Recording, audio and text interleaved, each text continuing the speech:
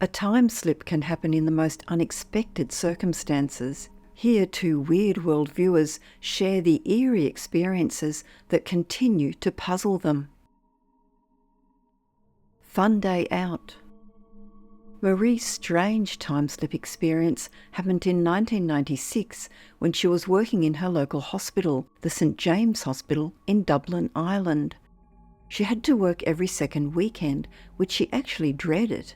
This was because she had to sign in to prove her attendance, and as there was only a skeleton staff, she rarely saw anyone in the building where she was required to sign in. On weekdays, the atmosphere was more comfortable, as she would always see a few other staff signing in, but on Sundays especially, she would almost always be alone, walking through the building to sign in. Her experience took place early in the morning at around 7:30 a.m.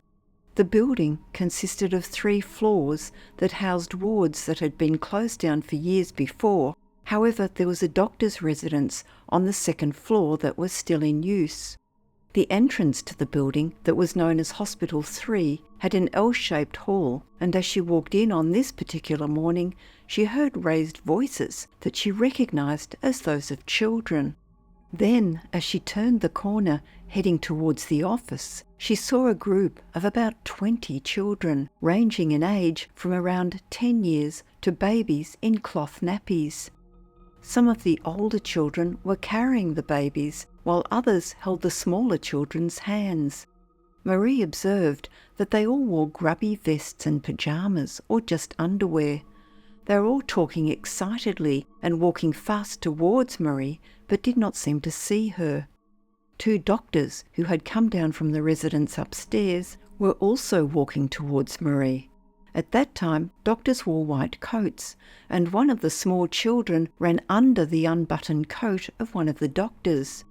Marie realised that the doctors didn't see what she was seeing, as they were just chatting away to each other.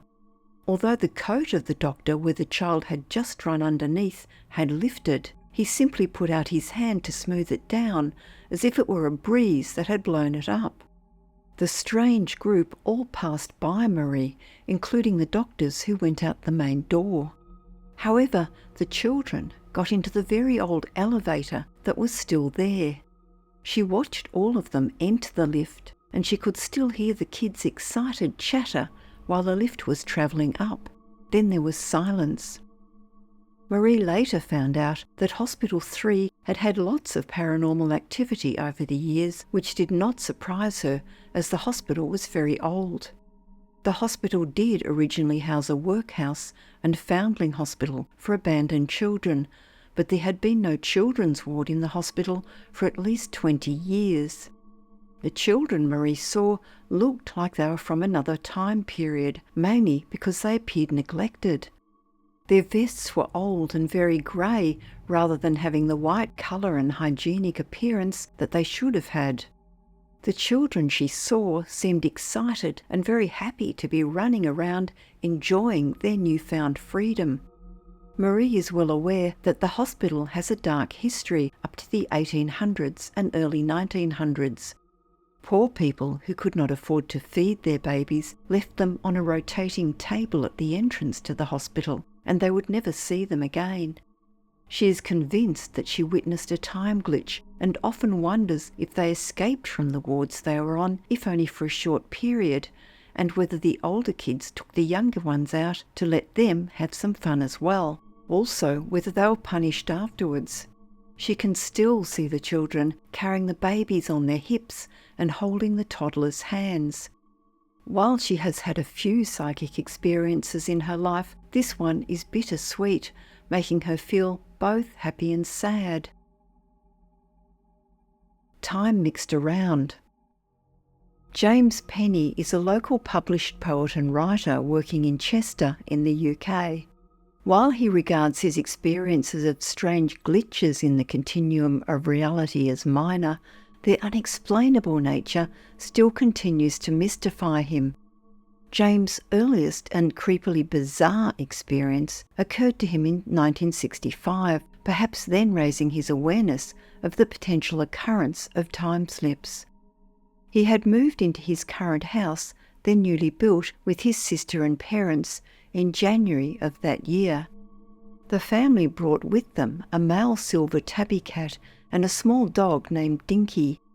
Over years, he would occasionally hear the sound of a small animal eating, the sound coming from one or both of the pet's food sources, where they were usually placed in the kitchen. This he found extremely odd, the phenomenon occurring when the pets were absent. He was so puzzled by this that on one occasion he recalls leaning over with his ear as close to the sources as he could get to find that the phantom sound was indeed issuing from one of the empty pet sources. He once mentioned this to a friend of his, who told him that it was probably the ghost of one of their late pets returning.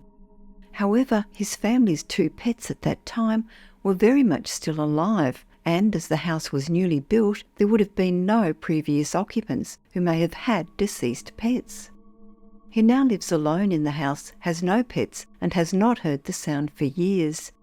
He believes that time was somehow getting mixed around, but otherwise is still baffled.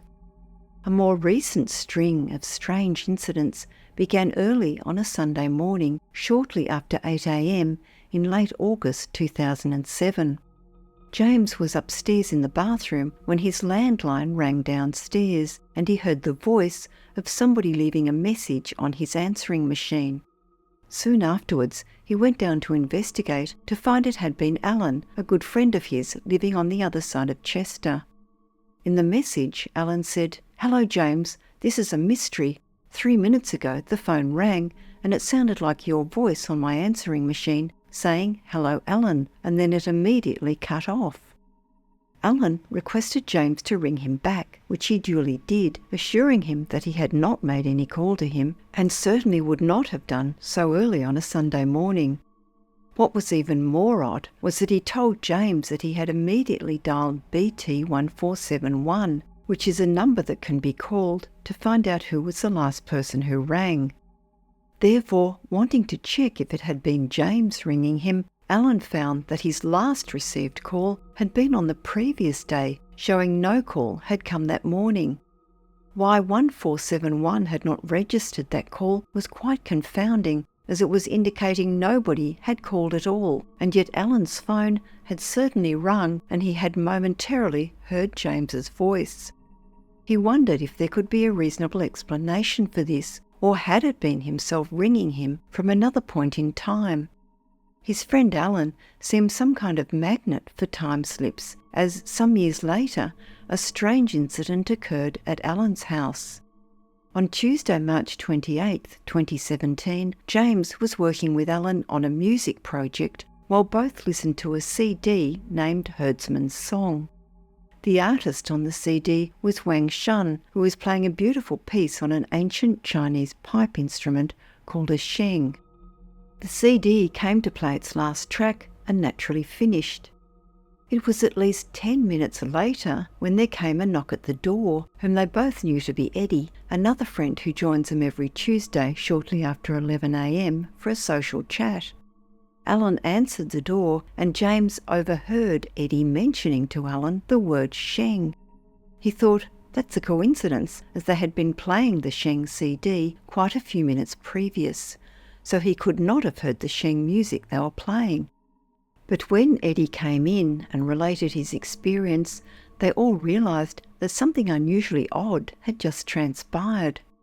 James asked Eddie to write out his experience from his own point of view, and so here is Eddie's account of what happened.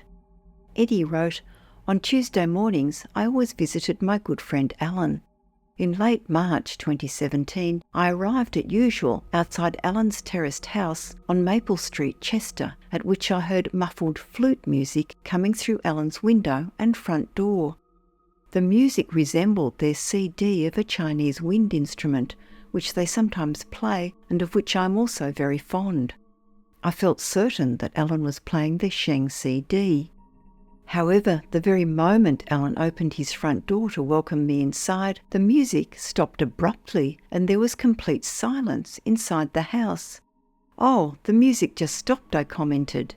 Alan said no music was currently being played, so he inquired what type of music I had heard. I said it sounded like the Chinese pipe instrument called the sheng. Alan revealed that they had indeed been playing that CD, only it had finished 10 minutes before I had knocked. We then speculated that the sound might have drifted from another house in the terraced street, but Alan was certain that there was nobody left in any of the houses during the working day, only himself. In no manner were the three of us troubled or spooked by this odd occurrence. On the contrary, we were more fascinated and intrigued by it all, that it may have been some sort of time overlap or crossover.